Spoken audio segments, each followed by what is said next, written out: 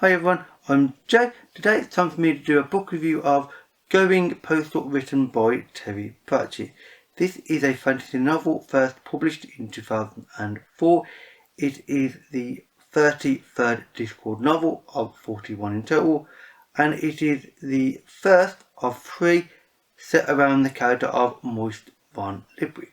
So first of all, what is the Discord? It is, as you might guess from the name, a large disc-shaped world which rests on the back of 4 very large elephants which stand on the back of a very large world turtle which swims through space as though it was water. Strange, definitely. Interesting and fun, also definitely. So, onto the plot and the location, which is, this time, the city of Ankh-Morpork, which is essentially Discworld London, where Terry Pratchett has taken all the stereotypes and all the sort of, these tropes of London, and he's had fun with them, frankly, and you can tell that he's really enjoyed himself. And Ankh-Morpork is a very well-known city to the Discworld by this point, if you've read previous books, and it's a really fun city. Although not as fun for the main character, who is the main character of the series, Moist von Lipwig. Now, he is a con man. He's a rather good con man, in fact. Unfortunately, things don't always go according to plan, and at the start of the novel, he's actually in prison in Ankh-Morpork, getting told that he's going to be hung. Yes, that's not good, especially if you don't like that sort of thing, which he doesn't. So he desperately tries to sort of, use his skills as a con man to sort of talk his way out. But that really won't work, and it doesn't work. So he goes to the gallows, gets a noose around his neck, and is hung. Apparently. This is the main character, so that blindly is obviously all deception. And that's not a spoiler. That's within the first several pages of the book. So after he apparently is, executed for his crimes, he is brought to, instead of his god, which he was obviously expecting after getting hung, he actually gets brought to the attentions of Havelock Vetinari, who is the patrician or the ruler of Ankh-Morpork, who gives him a rather harsh and stark choice. Either walk out of one door, which is very deep and filled with spikes, unfortunate, or walk out of another door, where essentially he'll be given control of the Ankh-Morpork postal system and told that he must get this postal system up and running with the help of an assistant of sorts. Essentially, he's a sort of protector and indeed bodyguard to make sure he doesn't run off, which he's a con man, so it's quite possible, in the shape of Mr. Pump, who is a very large golem, which is basically made of clay. They are very strong and got a very interesting reputation amongst themselves.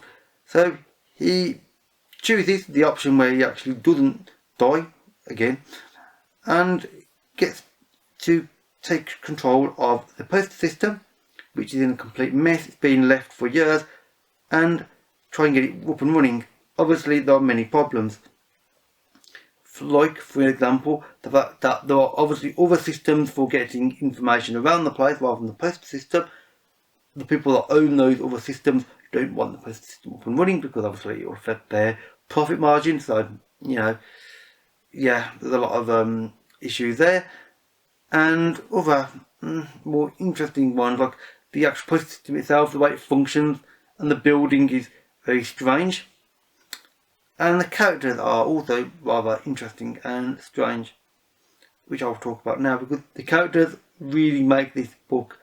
They are strange and bizarre and really funny, and just, I love the characters in this book, actually, I really do. Because obviously you have Moist von Lipwig, who is a con man, criminal. You expect to think, how can you like him? But then you actually come to think, actually, he's not actually quite what you think he is. Yes, he is definitely a criminal. He literally cons money out of people all the time. And indeed, he still tries to do that throughout the course of the book. But he's not an evil individual. He's not doing it for any other reason other than the fact that it's just what he's got a natural talent towards him. He knows how to talk to people and manipulate people. He's got a natural leaning towards that direction, which works rather well though for the post office, because obviously for the post office getting it up and running, he's got to try and manipulate people and get them to do what he wants, which is why Veterinary, in his wisdom, and he's quite an intelligent man, sort of puts him in this position. And the character of Veterinary comes into play multiple times. Obviously he has to meet Moist and tell him that, what he expects him to do.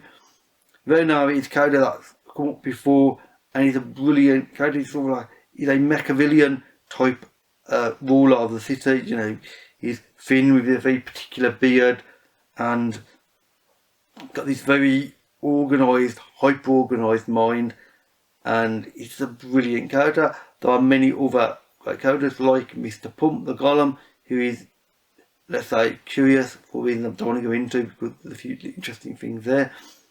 There's also an interesting character called Adora Bell Deerheart, who is a female character that Moist meets and actually quite likes. She is a chain smoker. She's continuously smoking every opportunity she gets and stinking out every room. And let's just say the circumstances they meet and what she means to Moist and to the post office is really interesting and fun. There are also the characters of Grote and Stanley, which sounds slightly strange names, but they are basically the two remaining post office employees, and they're an interesting sort of duo which obviously bounce off Moist and the other characters and create like often a sort of comedic element to it, but also create a meaningful element for Moist to sort of try to, that both of them are decent people that are trying to just make a living in the post office, but the post office isn't going anywhere, or at least at the start. So he's aware that he doesn't want to abuse them too much. He may be a confident trickster, but he's not horrible to go along with it. He doesn't want to abuse people that that he won't benefit from, definitely. So it's an interesting situation for him to be in, and he does try to work with the people that he's around, and indeed with the environment that he's around, which I'll talk about now, because Ankh-Morpork again is a very well known established city by this point. In this though, the focus is around the building of the post office, which is an old building with strange rooms in it, and it works in a way that you haven't encountered within Ankh-Morpork before. You see areas of the city that you haven't seen before as well, obviously where some of the characters are living and such, and where Moist sort of is travelling around the city trying to manipulate people for the most part into getting the post office up and running, and preferably he wants to run away from it all and obviously not do the thing that he's promised Veterinary. Difficult Mr. Pump. So this environment of all the people in all the little back streets, which is obviously London, and the bigger buildings, the big sort of iconic buildings, which the post office is a really interesting one, and makes for just a really interesting sort of map of the city that starts forming in mind. I mean, by this point, if you've read former World books, you will know Ankh-Morpork and you'll have an image of the city in your mind. This sort of draws interesting extras on that map, and it really does develop it in an interesting way, all to do with the characters who are frankly fantastic. And one of the major themes and ideas in this that goes along with all of this, as you might have probably guessed by now, is of course the idea of business and wealth, and it's basically a dark satire and a comedic satire on what wealth is, what business is, and how they work together with society and government. Because of course you've got Veterinary, who is the ruler of the city, but actually he's not exactly always what you think.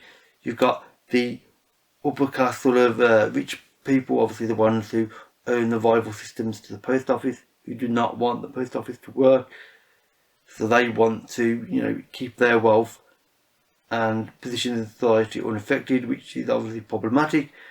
And you've got Moist stuck in the middle, who is, he's not exactly the everyman either. Though he's not just like, the blue collar guy trying to do a job.